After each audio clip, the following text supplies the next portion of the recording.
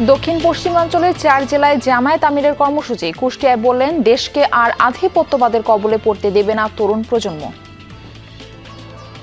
আধিপত্যবাদীরা তাদের অপকর্মের বিরুদ্ধে বাংলাদেশে কেউ আওয়াজ তুলুক, এটা পছন্দ করে না। তবে 24-এর দ্রোহ প্রমাণ করে দিয়েছে বাংলাদেশের দামাল ছেলেরা আল্লাহ ছাড়া কাউকে পরোয়া করে না।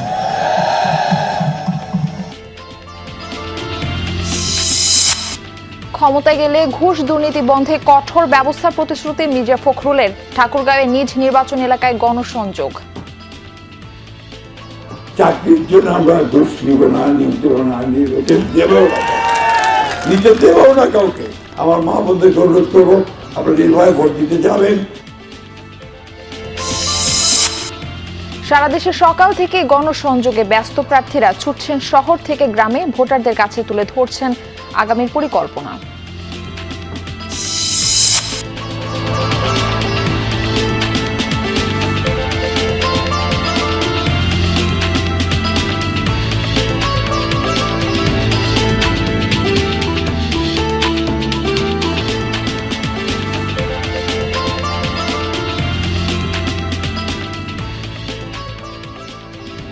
আমন্ত্রণ সংবাদ সারা দেশে, আপনাদের সঙ্গে রয়েছে আমি মারফি রহমান। এতক্ষণ শিরোনাম দেখছিলেন, এবার বিস্তারিত সংবাদ জানাবো। কুষ্টিয়ার জনসভায় কথা বলেন জামায়াত ইসলামীর আমির ডক্টর শফিকুর রহমান। সরাসরি যাচ্ছে সেখানে। সবকিছু মোকাবেলা করে এক আল্লাহর উপর মুতাওয়াক্কিল হয়ে নির্বাচনী এই লড়াই অব্যাহত রাখতে পারে মহান প্রভুর দরবারে দোয়া করি। আপনাদের এই প্রিয় মানুষ বিশিষ্ট মুফাসসিরে কোরআন মুফতি আমির হামজাকে আল্লাহ যেন সম্মানিত করেন, বিজয়ী করে জাতীয় সংসদে দিনের পক্ষে উচ্চ কণ্ঠে আল্লাহ যেন কথা বলার তৌফিক দান করেন। তারও বিজয় ছিনিয়ে ইনশাল্লাহ 12 তারিখে আপনারা ঘরে ফিরবেন। তারপরে কুষ্টিয়া 4 কুমারখালী খুকসা, এখানে জনাব আফজাল হোসেন, আলহামদুলিল্লাহ উনি নির্বাচিত উপজেলা ভাইস চেয়ারম্যান থাকাকালীন অবস্থায় নিবেদিত প্রাণ সমাজসেবক হিসেবে কাজ করেছেন, যার সাক্ষী সেই এলাকার মানুষ। আমরা আশা করি ইনশাআল্লাহ ওই এলাকার মানুষ এবার আল্লাহর মেহেরবানিতে ন্যায়ের পক্ষ নিয়ে বিপুল ভোটে দাঁড়িপাল্লাকে বিজয়ী করবে ইনশাআল্লাহ। তারপরে কুষ্টিয়া 5 আর নাই 5 নম্বরটা ঢাকা ইনশাআল্লাহ। আল্লাহ হাফেজ। বাংলাদেশ জিন্দাবাদ। 11 দলীয় নির্বাচনী ঐক্য জিন্দাবাদ। বাংলাদেশ জামাতে ইসলামী জিন্দাবাদ। আসসালামু আলাইকুম ওয়া রাহমাতুল্লাহি ওয়া বারাকাতুহু।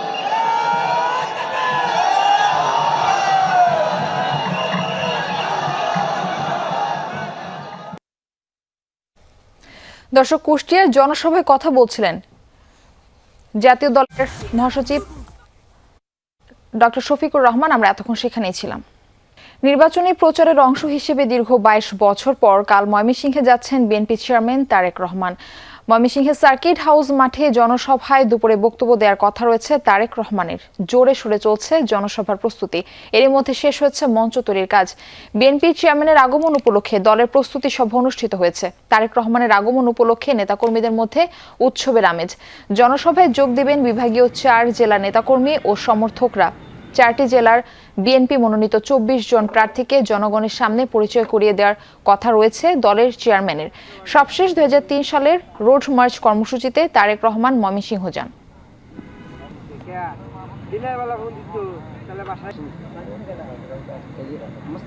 সাধারণ জনগণ মনে করছেন তারেক রহমানের আগামী দিনে 27 তারিখ আসার মাধ্যমে ময়মনসিংহের মানুষের যে আশা স্বপ্নগুলো আছে, আমরা 100 বছরের যে অবহেলিত ময়মনসিংহ, সেই ময়মনসিংহে উন্নয়নের জোয়ার ববে 12 ফেব্রুয়ারি নির্বাচনের পরে। দর্শক, এই বিষয়ে আরো জানাতে যুক্ত হচ্ছেন আমাদের সহকর্মী হোসাইন শাহিদ। আমরা যাচ্ছি তার কাছে। শাহিদ, সার্বিক প্রস্তুতি কেমন দেখছেন? স্থানীয়দের প্রত্যাশা কি? এই মুহূর্তে আমি যেখানে তারেক রহমান এসে ভাষণ দিবেন সেই সার্কিট হাউস মাঠে আছি। সার্কিট হাউস মাঠে ময়মনসিংহের এবং বিএনপির নেতৃবৃন্দ এবং কেন্দ্রীয় নেতৃবৃন্দ তারা উপস্থিত আছেন। তারা মাঠের যে সর্বশেষ প্রস্তুতি, সেই প্রস্তুতি দেখছেন এবং যে মঞ্চটি তৈরি করা হচ্ছে সেই মঞ্চটি যে খোঁজখবর তারা নিচ্ছেন এবং সার্বিকভাবে নিরাপত্তার যে বিষয়, সেই বিষয়গুলো তারা এখানে দেখছেন যে কিভাবে এই যে সমাবেশ সেটি সুষ্ঠুভাবে সম্পন্ন করা যায় সেই বিষয়ে তারা কাজ করছেন। তো এই এমন একটি মুহূর্তে তারেক রহমান ময়মনসিংহে আসছেন যখন নির্বাচনের ময়মনসিংহের যে 11টি আসনের তার আগমনকে উপলক্ষ করে একটি জোয়ার সৃষ্টি হবে এমন একটি প্রত্যাশা বিএনপি নেতাকর্মীরা করছেন। তারা বলছেন যে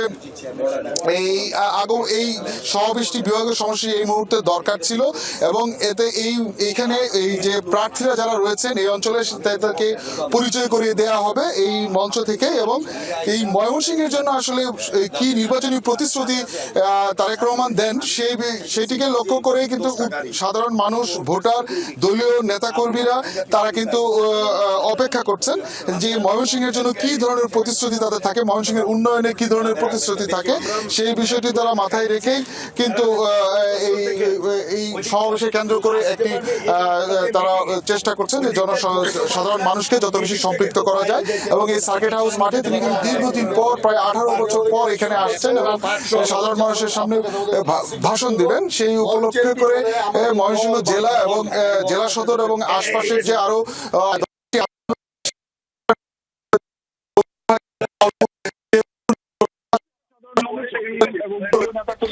শাহিদ, ধন্যবাদ আমাদের সঙ্গে যুক্ত হবার জন্য। আসন্ন জাতীয় সংসদ নির্বাচন ঘিরে সারা দেশে জমে উঠেছে প্রার্থীদের প্রচার গণসংযোগ। সকাল থেকেই মাঠে ব্যস্ত বিভিন্ন দলের মনোনীত প্রার্থীরা। কর্মী সমর্থকদের নিয়ে ছুটছেন নিজ নিজ নির্বাচনী এলাকার ভোটারদের কাছে, শোনাচ্ছেন নানা প্রতিশ্রুতির কথা। বিরামহীন পথসভা, গণসংযোগ, লিফলেট বিতরণ ও উঠান বৈঠকে সরব বিএনপির মনোনীত প্রার্থীরা। ভোটারদের দ্বারে দ্বারে গিয়ে দেশ নিয়ে ভবিষ্যৎ পরিকল্পনা জানিয়ে আসছেন জামায়াতের প্রার্থীরা। ভোট চাইছেন দাঁড়িপাল্লা প্রতীকে। গণসংযোগে পিছিয়ে নেই স্বতন্ত্র প্রার্থীরাও। নতুন বাংলাদেশ বিনির্মাণে ভোট চাইছেন তারা। তবে ভোটাররা বলছেন এলাকার উন্নয়নে যাকে পাশে পাবেন এবার তাকেই নির্বাচিত করবেন তারা।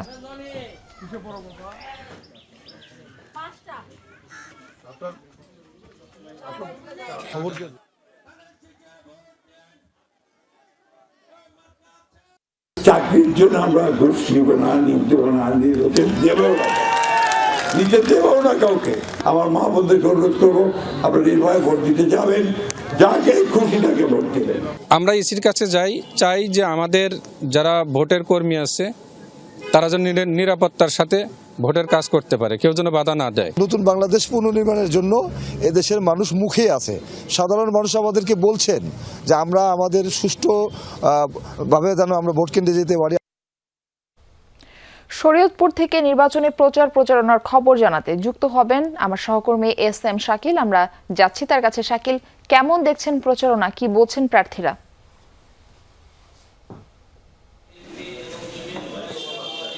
মারফি, ব্যস্ত সময় কিন্তু পার করছেন প্রচারণা। এখানে আমরা যেটা দেখেছি বিএনপি, জামায়াত ইসলাম বা অন্যান্য যেই স্বতন্ত্র প্রার্থীরা রয়েছে তারা কিন্তু ব্যস্ত সময় পার করছেন। এখন কিন্তু আমরা রয়েছি বিএনপি মনোনীত যে 1 আসনের যিনি প্রার্থী রয়েছেন সাইদ আহমেদ, তার একটি সভায়। সেখানে কিন্তু আমরা দেখছি তারা কিন্তু তাদের যে জোটের সমর্থকরা রয়েছেন বাংলাদেশ জমিয়তে উলামায়ে ইসলামী, তাদের সাথে কিন্তু একটি সভা করছেন এবং কিভাবে তারা ভোট করবেন এবং ভোটারদের দ্বারে দ্বারে যাবেন সেই কথাই কিন্তু তারা বলছেন। তারা কিন্তু বিভিন্ন উন্নয়নের কথা বলছেন যেখানে তারা উন্নয়ন করবেন। এবং শরীয়তপুরের সবচেয়ে বড় যে সমস্যাটি রয়েছে পদ্মা সেতু হওয়ার পরে ঢাকা শরীয়তপুর যে সড়কটি রয়েছে সেটা কিন্তু একদমই বেহাল অবস্থা রয়েছে।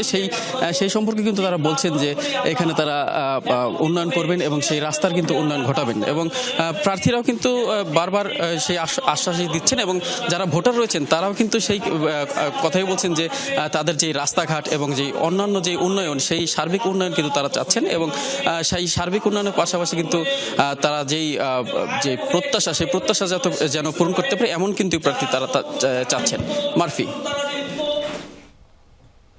শাকিল, ধন্যবাদ আমাদের সঙ্গে যুক্ত হবার জন্য। দর্শক, খুলনার ডুমুরিয়ায় প্রচার চালাচ্ছেন যে আমাদের প্রার্থী মিয়া গোলাম পরোয়ার। সেখান থেকে আরো জানাতে যুক্ত হচ্ছেন আমাদের সহকর্মী শেখ আল এহসান। জামায়াত প্রার্থী প্রচারে কোন বিষয়গুলোর উপর বেশি গুরুত্ব দিচ্ছেন, এ বিষয়ে আমাদের একটু বিস্তারিত জানাবেন।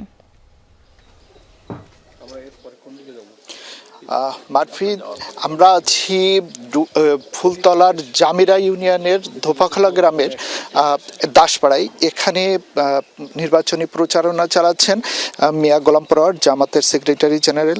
উনি যে প্রতিশ্রুতিগুলো দিচ্ছেন, এই এলাকার সবচেয়ে বড় সমস্যা হচ্ছে জলাবদ্ধতা। বছরে 6 মাস এই এলাকা জলবদ্ধ থাকে। উনি এই জলবদ্ধতা নিরসনের জন্য যে নদী খালগুলো ভরাট হয়ে গেছে, সেই ভরাটের মানে সেগুলো খনন করে জলবদ্ধতা নিরসন করা যায় কিভাবে, সেই কথাগুলো বলছেন। তার পাশাপাশি বলছেন সন্ত্রাস দমনের কথা, চাঁদাবাজি বন্ধ হওয়ার কথা, যেগুলো তিনি ক্ষমতায় গেলে এই জায়গাগুলোতে কাজ করতে চান। শুধু তাই নয়, উনি 2001 থেকে 2006 সাল পর্যন্ত এই এলাকারই সংসদ সদস্য ছিলেন। তিনি সেটাই উদাহরণ হিসেবে টেনে বারবারই বলার চেষ্টা করছেন যে আমি যেহেতু একসময় সংসদ সদস্য ছিলাম, এই এলাকায় বিপুল চাঁদাবাজি হতো, আমরা সেইটা নিয়ন্ত্রণ করেছি, আমরা জলবদ্ধতা তখন নিয়ন্ত্রণ করেছি। আমরা যদি ক্ষমতায় আসতে পারি, আমরা আবারও চেষ্টা করব এই জায়গাগুলো আরও বেশি কাজ করার। এর পাশাপাশি একটু বলতে চাই, ইনি কিন্তু সকাল থেকে একেবারে গভীর রাত পর্যন্ত হিন্দু সম্প্রদায় বলেন, সাধারণ মানুষ, মুসলমান, সব এলাকার মানুষের সাথে কথা বলছেন, সব এলাকার মানুষের সাথে যাচ্ছেন, উঠান বৈঠক করছেন, মানুষের বিভিন্ন প্রতিশ্রুতি দিচ্ছেন। ওনার প্রধান যে শক্তি হচ্ছেন, উনি জনসভা কম করে উনি নির্বাচনী উঠান বৈঠকটাকে গুরুত্ব দিচ্ছেন এবং হিন্দু সম্প্রদায়কে প্রতিশ্রুতি দেওয়ার চেষ্টা করছেন যে নির্বাচনী সাধারণ মানুষ যেভাবে নিরাপদ থাকে, যে আপনাদেরকে সেইভাবে নিরাপত্তা দেওয়া হবে। আপনারা হিন্দু সম্প্রদায়ের আপনারা যারা আছেন, আপনারা আপনাদের ধর্ম পালন করবেন, মুসলমান ধর্ম পালন করবে, সবাই যার যার ধর্ম পালন করবে। এর সাথে আমাদের আসলে কোনো ইয়ে নেই। মারফি বলছিলাম গোলাম পরোয়ারের পাশ থেকে। এহসান, ধন্যবাদ আমাদের সঙ্গে যুক্ত হবার জন্য। দর্শক, কক্সবাজারে নির্বাচনের প্রচারণা কেমন চলছে সে বিষয়ে আমরা জানার চেষ্টা করব। সেখানে আছেন আমাদের আরেক সহকর্মী শেখ আল কুতুবী, এহসান আল কুতুবী। এহসান, বিএনপির প্রার্থীর প্রচারণায় আছেন আপনি, কি কি প্রতিশ্রুতি দিচ্ছেন তিনি, এই বিষয়ে আমাদের জানাবেন।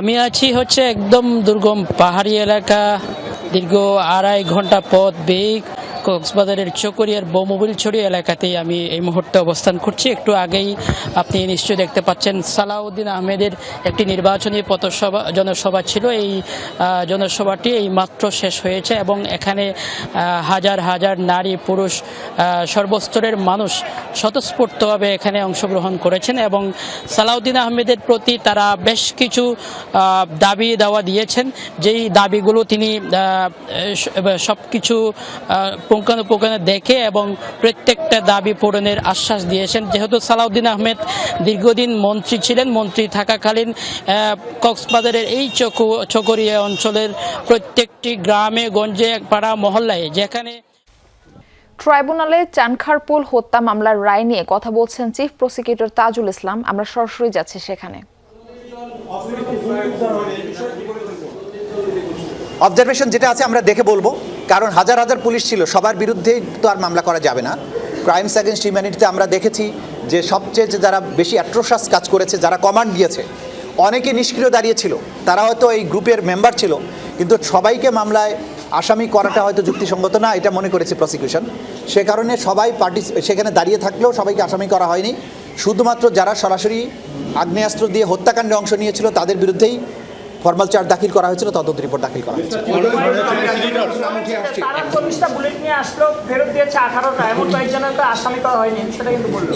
সেটা পুরোটা আমরা জাজমেন্ট না দেখে বলতে পারবো। মাননীয় চিফ প্রসিকিউটর, এই প্রথম কোনো পুলিশ কর্মকর্তা মানে আইজিপি ছাড়া পুলিশ কর্মকর্তাদের সাজা হলো এবং যখনই যে সরকার থাকে তখনই সেই সরকারকে ওই পুলিশ যারা থাকে পুলিশ সেই সরকারের নির্দেশ মানে এবং তারা এটা নিয়ে অনেকের আপত্তিও আছে যে তারা আসলে কি করবে। এই সাজা কি মেসেজ দেয় পুলিশদের দায়িত্ব পালনের ক্ষেত্রে? এই মেসেজটা হচ্ছে সবাইকে আইন মানতে হবে, কেউ আইনের ঊর্ধ্বে নয়। কোনো বেআইনি কমান্ড মানতে রাষ্ট্রের কোনো কর্মকর্তা কর্মচারী বাধ্য নয়। প্রত্যেক কর্মকর্তা কর্মচারীকে আইন অনুযায়ী আচরণ করতে হবে। ঊর্ধ্বতন কর্তৃপক্ষ যদি আপনাকে বেআইনি কাজ করতে নির্দেশ দেয়, আপনি সেটা অমান্য করবেন, কারণ সেটি মানতে আপনি বাধ্য নন। এটাই হচ্ছে আইনের মেসেজ, আদালতের রায়ের মাধ্যমে এটি মেসেজ। সুতরাং কেউ চাকরি প্রমোশনের লোভে ঊর্ধ্বতন কর্মকর্তার অন্যায় আদেশ পালন করে যদি কোনো অপরাধ করেন, তিনি ছাড় পাবেন না, তাকে অবশ্যই বিচারের মুখোমুখি দাঁড়াতে হবে। আদালতের রায়টা হচ্ছে সেই মেসেজ। আমার একটা প্রশ্ন, যে কয়েকদিন আগে দেখলাম একদম ফাঁসির আসামি পলাতক অবস্থায় সে আপিল করার সুযোগ পাচ্ছে, তাহলে এই যে এখন যাদের ফাঁসি হচ্ছে, ভবিষ্যতে কি এইসব? ভবিষ্যতের কথা আমরা জানি না। আপিল করার সুযোগ স্ট্যাটিউটরি টাইম পার হলে স্ট্যাটিউটরি আপিলের সুযোগ নেই। এখন যদি কেউ সুপ্রিম কোর্টের কাছে, সুপ্রিম কোর্টের স্পেশাল জুরিসডিকশন অনুযায়ী কেউ করে, সেটা সুপ্রিম কোর্ট বিবেচনা করবেন। আইনে সাধারণত যেভাবে বলা আছে, আইন অনুযায়ী 30 দিন অতিক্রান্ত হওয়ার পরে আপিলের সুযোগ নেই। That's it. সব বিষয়ে প্রশ্ন আজকে জবাব দেওয়া যাবে না, আজকে কনফাইন থাকবে। Thank you. দর্শক, ট্রাইব্যুনালে চারখানপুলে হত্যা মামলার রায় নিয়ে কথা বলছিলেন চিফ প্রসিকিউটর তাজুল ইসলাম। আমরা এতক্ষণ সেখানেই ছিলাম। খুলনা 2 আসনকে ধরা হয় ওই অঞ্চলের সবচেয়ে গুরুত্বপূর্ণ আসন। নির্বাচনী এলাকাটিতে আদালত, হাসপাতাল, বাজার, সরকারি দপ্তর, বিভাগীয় বিভিন্ন কার্যালয় সহ গুরুত্বপূর্ণ স্থাপনার অবস্থান। নির্বাচনী প্রচার সমাবেশে আসনটি জমজমাট। নগরবাসীর সমস্যারও কমতি নেই। সমাধানের আশ্বাস নিয়ে দাঁড়ে দাঁড়ে ঘুরছেন প্রার্থীরা। অনেকের অভিমত, লেভেল প্লেইং ফিল্ড সবার অনুকূলে নেই। জাতীয় সংসদ নির্বাচনে আপনার মূল্যবান ভোটটি ন্যায় ইনসাফের প্রতীক দাঁড়িপাল্লায় প্রদান করুন। প্রচারণায় সরগরম খুলনা নগরী। দুপুর থেকে রাত 8টা পর্যন্ত চলছে মাইকিং, গণসংযোগ। ভোট চাইতে ভোটারদের দাঁড়ে দাঁড়ে যাচ্ছেন প্রার্থীরা। দলীয় নেতার পক্ষে সরব সমর্থকরাও। খুলনা 2 আসনে প্রার্থী আছেন 3 জন। বিএনপি প্রার্থী খুলনা মহানগর শাখার সভাপতি নজরুল ইসলাম মঞ্জু, জামায়াত ইসলামীর প্রার্থী দলটির কেন্দ্রীয় মজলিসের শুরা সদস্য ও মহানগর শাখার সেক্রেটারি শেখ জাহাঙ্গীর হোসাইন হেলাল, আর ইসলামী আন্দোলন বাংলাদেশের প্রার্থী মুফতি আমানুল্লাহ। এদের মধ্যে নেতাকর্মীদের সাথে নিয়ে গণসংযোগে ব্যস্ত সময় কাটাচ্ছেন বিএনপি প্রার্থী নজরুল ইসলাম মঞ্জু। তরুণরা বেশি করে ভোট দেবেন, এই জন্য এবারে ভোট নিয়ে মানুষের প্রত্যাশা অনেক, এবং আমরা সেই প্রত্যাশাকে পূরণ করার সংকল্প নিয়ে যাত্রা শুরু করেছি। ইসলামী আন্দোলনের প্রার্থী ওমরা পালনে দেশের বাইরে, তার পক্ষে প্রচারণা চালিয়ে যাচ্ছেন কর্মী সমর্থকরা। অপরদিকে দেশ নিয়ে জামায়াতের ভবিষ্যৎ পরিকল্পনা নিয়ে ভোটারদের দাঁড়ে দাঁড়ে গিয়ে জানিয়ে আসছেন জাহাঙ্গীর হোসাইন হেলাল। ভোট চাইছেন দাঁড়িপাল্লা প্রতীকে। ভোট কেন্দ্রিক অলরেডি আলাপ আলোচনা এগুলো শুরু হয়ে গেছে। আমাদের যখন পাচ্ছে তখন তাদের উৎসাহটা আরও বেড়ে যাচ্ছে এবং বলছে যে আমরা আছি, আপনাদের সাথে আছি, পরিবর্তনের পক্ষে আছে, নতুন কিছু চাই। খুলনা নগরবাসীর সমস্যার অন্ত নেই। সামান্য বৃষ্টিতে জলাবদ্ধতা, নাজুক সড়ক, ভঙ্গুর ড্রেনেজ ব্যবস্থা, যেন মশা উৎপাদনের কারখানা। এছাড়া গত 1 বছরে প্রায় 100 খুনের ঘটনায় জনমনে আতঙ্ক। অল্প বৃষ্টিতেই আসলে খুলনা তলিয়ে যায়। অনেক জনপ্রতিনিধি আসে, কিন্তু খুলনার মানুষের ভোগান্তির কোনো শেষ নাই। প্রচুর মশা, এই শীতকালেও এত মশা, টেকা যায় না ঘরে। রাস্তার এই যে খোলাখুলি পাইপ লাইন এটা ওঠার, তাই না, সাথে সাথে তার রিপেয়ারের ব্যবস্থা নাই। জনদুর্ভোগের 1 নম্বর। রিক্সাগুলো যেন বন্ধ না হয়, তাদের কাছে চাঁদা না নেওয়া হয়, 5টার জন্য কেউ রিক্সা গান কাই না নেওয়া হয়। খোলা শহরে ট্রাফিক বাতি টোটালে ধরতে গেলে তো নাই, কোনোটাই নাই। আর যানজট তো মনে করেন যে আলো কিছু নিয়মিত লাগিয়েই আছে। নগরবাসীর এসব ভোগান্তি প্রার্থীদের অজানা নয়। তারা বলছেন, নির্বাচিত হতে পারলে যৌথ প্রচেষ্টায় স্থায়ী সমাধানে উদ্যোগ নেওয়া হবে। তবে জামায়াতের প্রার্থীর অভিযোগ, প্রচারণায় সব প্রার্থী সমান সুযোগ পাচ্ছে না। এই সিটির বিগত দিনের সরকার যারা উন্নয়ন করেছেন, টেকসই উন্নয়ন হয় নাই। মশক নিধনের কোনো কার্যক্রম খুব বেশি দেখা যায় না, এবং এই শহরের পয় নিষ্কাশন ব্যবস্থাও এমন যে জলাবদ্ধতা লেগেই থাকে। আমরা এর উপরে কাজ করবো। আমরা একটি সুন্দর গ্রিন এবং ক্লিন সিটি করতে চাই। লেভেল প্লেইং ফিল্ডের এই জায়গাটা ইতিমধ্যে হোঁচট খেয়েছে। নিয়ম মেনে আমরা যখন সাদা কালো ব্যানার লাগাচ্ছি, ঠিক অনুরূপভাবে কোনো দল যখন কালার ব্যানার লাগাচ্ছে, এখানে কেন প্রশাসনের চোখে পড়তেছে না, সারা দেশের চোখে পড়তেছে? সিটি কর্পোরেশনের 16 থেকে 31 নম্বর ওয়ার্ড নিয়ে খুলনা 2 আসনের নির্বাচনী এলাকা। ভোটার আছেন 3,35,241 জন। সাবরিনা লিজা, যমুনা নিউজ। এই ছিল সংবাদ সারা দেশের এখনকার আয়োজনে। এতক্ষণ সাথে থাকার জন্য ধন্যবাদ সবাইকে।